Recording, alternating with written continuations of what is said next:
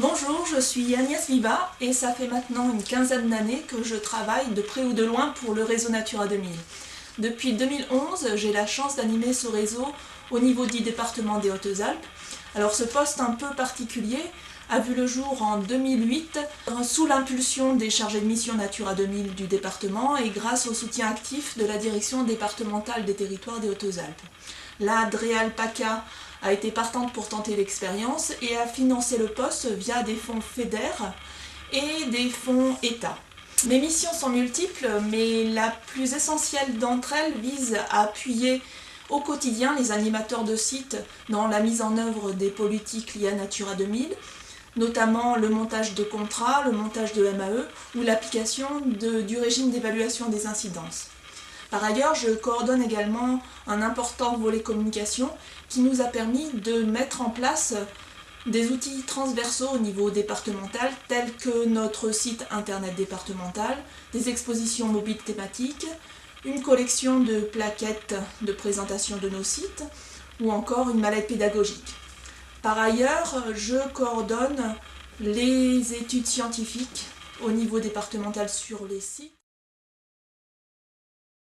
Des rencontres régulières entre animateurs autour de journées d'échanges techniques, de journées de formation ou de réunions thématiques permettent l'émergence de projets communs tels que les réunions de présidents de comités de pilotage.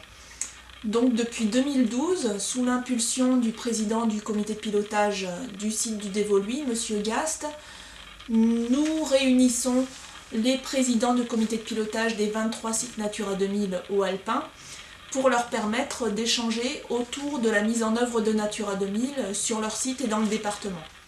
À ces réunions sont associés les services de l'État, ce qui permet d'aborder des sujets parfois délicats tels que l'exonération de la taxe foncière sur le non-bâti liée à la signature des chartes Natura 2000 ou l'évolution des financements des animations de sites ou des mesures contractuelles. Ces réunions se tiennent régulièrement, tous les ans, et lors de la dernière réunion en date, nous avons souhaité prolonger la rencontre formelle par une visite plus conviviale d'un des sites Natura 2000. Je vais maintenant laisser la parole à 5 présidents de comité de pilotage qui ont accepté de témoigner de leur expérience autour du réseau Natura 2000. Jean-Claude Gast, donc président du comité de pilotage du site Natura 2000 d'Urbon, Charence, Champsaur, Dévoluy, qui est le site le plus important des Hautes-Alpes, voilà, 35 000 hectares. Trouvez-vous que les modalités de mise en œuvre de Natura 2000 en France, elles sont justement pertinentes et efficaces? Pour les élus, c'est quand même un peu complexe. Il y a des mesures administratives qui ne sont pas toujours très claires. Heureusement qu'on a des structures avec les chargés de mission, que l'on a dans les Hautes-Alpes, entre autres, avec vous, une coordinatrice, parce que je trouve que c'est important de ne pas rester dans son petit microcosme, chacun son petit site Natura 2000. Il faut qu'on communique avec les autres pour pouvoir échanger et pour pouvoir aussi être un peu une force de proposition. Je suis Jean-Pierre Boivin, actuel président du comité de pilotage du site Natura 2000 Le Buèche. Ça fait 8 ans donc que j'exerce cette responsabilité. Donc Christian Durand, maire de la commune de Chorges depuis 2008. Et c'était un souhait de votre part d'être président du comité de C'est pilotage? la commune de Chorges qui a la plus grande superficie sur le site Natura 2000, donc Pic-Chavrière. Donc ça m'est revenu un petit peu d'office, sachant que c'est un rôle qui est quand même intéressant. Robert Raymond, je suis élu depuis 1989 et président du comité de pilotage du Fourmel depuis 2010, le premier comité de pilotage qu'il y a eu. Pendant cette présidence de comité de pilotage, vous avez rencontré des difficultés particulières? Moi, le plus qui me chagrinait, bon, c'est pas vieux, c'est les dernières années, c'est qu'on nous menaçait presque de perdre notre chargé de mission. Alors ça, c'était quand même important. Autrement, qu'est-ce que j'aurais pu faire sans une chargée de mission sur ce site-là? Voilà. Voilà, autrement, après le reste, bon, on a été quand même bien aidé, quoi, il faut le reconnaître, quoi. Pour les contrats qu'on a proposés et qui ont été signés. Alors Jean-Claude Doux, je suis président d'un syndicat intercommunal qui gère 1500 hectares de forêt. Donc ce que je pense en fait du réseau et de Natura 2000, je crois que c'est nécessaire, c'est même obligatoire. Je vais dire pourquoi. Je pense qu'au début il y avait une forte réticence parce que les gens, et notamment les politiques, croyaient que Natura 2000 allait être à nouveau une zone de protection qui allait empêcher toute activité économique, humaine, alors que ce n'est pas du tout le cas, puisque sur mon site, moi, qui a les 3 thématiques principales, donc comme dans beaucoup de forêts, c'est à la fois la préservation, en Natura 2000, c'est la production, puisqu'on produit quand même du bois chaque année, beaucoup de bois, et c'est l'accueil du public, puisque nous accueillons plusieurs dizaines de milliers de personnes chaque année sur le site. Donc je crois qu'il est important que Natura 2000 existe, et surtout que Natura 2000 perdure.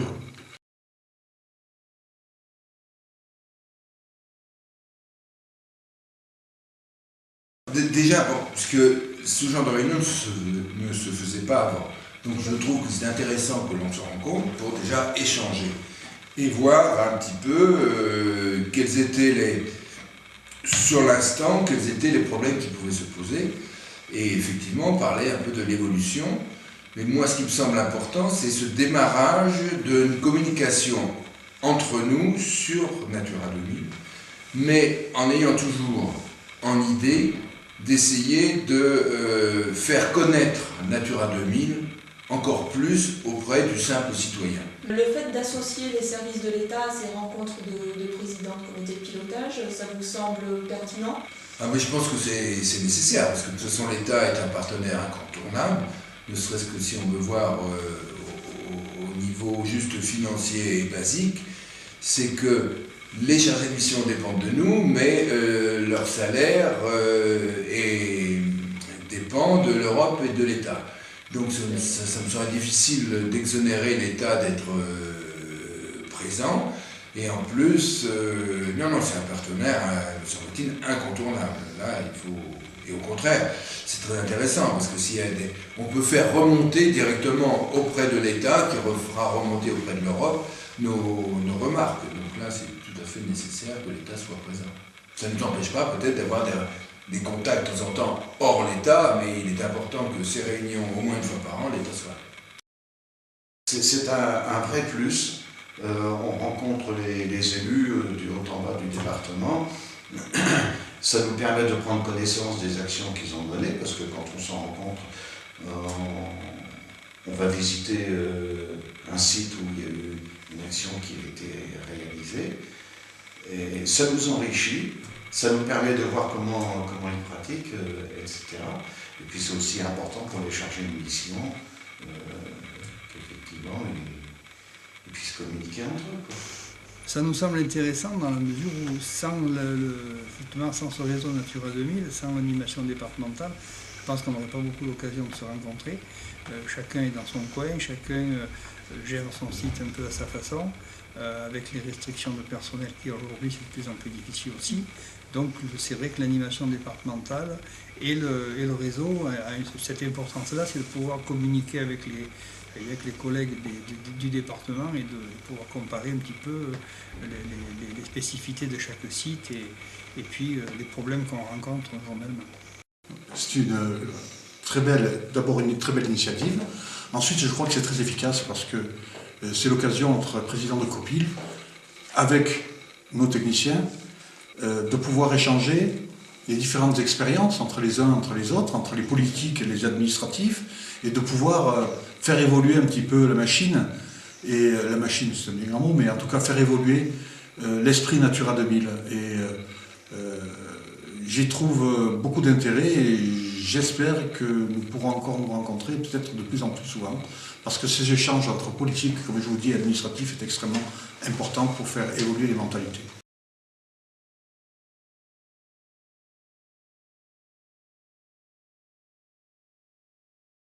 Que faire de mieux? Ce que je disais, c'est un peu insister, enfoncer le clou sur la communication.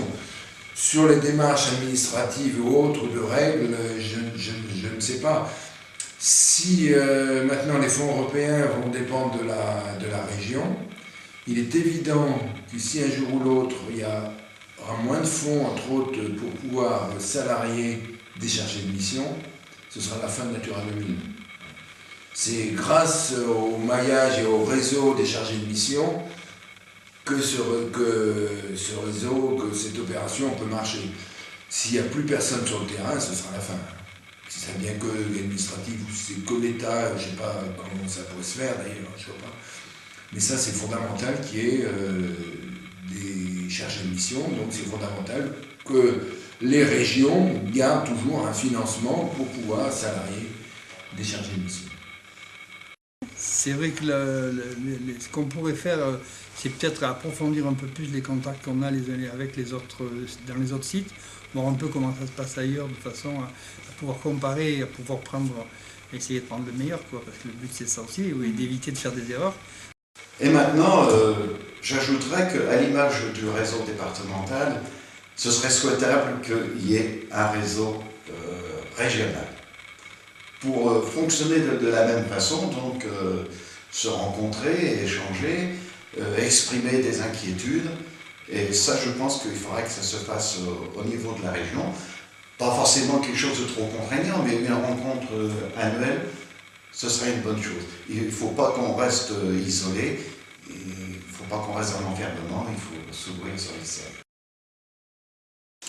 Je crois que, à la vue de ce qui s'est fait jusqu'à maintenant, je crois qu'il faut surtout maintenir déjà ces réunions entre les politiques, les administratifs, au plan départemental, à l'intérieur du réseau. Ça, je crois que c'est primordial. Ensuite, je crois que le deuxième point, c'est qu'il faut absolument que l'État et l'Europe continuent à nous aider. Et nous aider tel qu'il nous aide, tel qu'il nous a aidés jusqu'à maintenant. Sans quoi, comme je l'ai dit tout à l'heure, c'est une mort annoncée pour Natura 2000. Ensuite, je crois qu'il faut croire un peu à la bonne volonté des élus, à l'évolution des mentalités. Et bon, on va dire que maintenant, ça fait 20 ans, hein. Ça n'a pas été, c'était un petit peu long peut-être, mais petit à petit, je m'aperçois que les mentalités évoluent. Mais il faut continuer ce combat. Il faut que nous, qui sommes les présidents de comité de pilotage, continuer à porter la parole, continuer à essayer de convaincre nos amis élus, parce que le message, ce qui est important, c'est le message vis-à-vis du public. Et ce message vis-à-vis du public, il ne peut se faire que par l'intermédiaire des élus. Sans les élus, nous ne pourrons rien faire.